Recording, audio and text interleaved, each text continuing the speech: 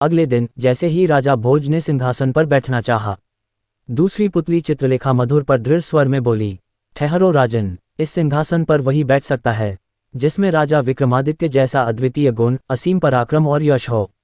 राजा भोज ने जिज्ञासा से पूछा, पुतली, विक्रमादित्य में ऐसा क्या विशेष था? चित्रलेखा ने मुस्कुराकर कहा, तो सुनो। एक बार राजा विक्रमादित्य के मन में योग साधना करने की तीव्र इच्छा जागी। उन्होंने अपना विशाल राजपाट छोटे भाई भर्तृहरि को सौंपा। अन्न भस्म लगाए और तपोभूमि की ओर जंगल में निकल पड़े। उसी वन में एक ब्राह्मण कठोर तप कर रहा था।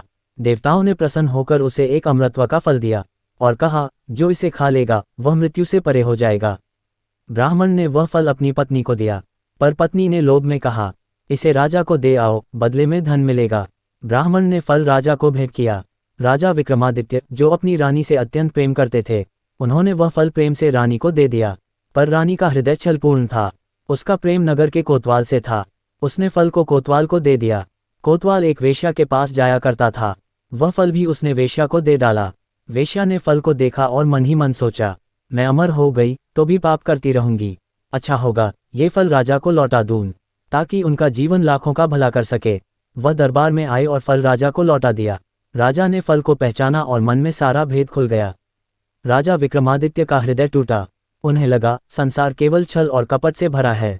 एक दिन बिना किसी को कुछ बताए वे महल छोड़कर अज्ञात यात्रा पर निकल पड़े। राजा इंद्र को जब ये समाचार मिला, उन्होंने राज्य की रक्षा हेतु अपना दूत भेजा। इधर योग साधना पूर्ण कर विक्रमादित्य लौटे तो इंद्र का दूत उनके मार्ग में आ खड़ा हुआ।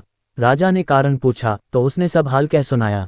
विक्रमादित्य ने अपना नाम बताया, पर दूत ने कहा, अगर सच में तुम ही विक्रमादित्य हो तो पहले मुझसे युद्ध कर अपनी वीरता सिद्ध करो। युद्ध हुआ, भयानक, गर्जन तर्जन से भरा हुआ। अंततः विक्रमादित्य ने दूत को परास्त कर दिया। दूत ने हार मानते हुए कहा, महाराज, मुझे जीवित रहने दो, एक दिन मैं आपके लिए अपने प्राण अर्पण करूंगा।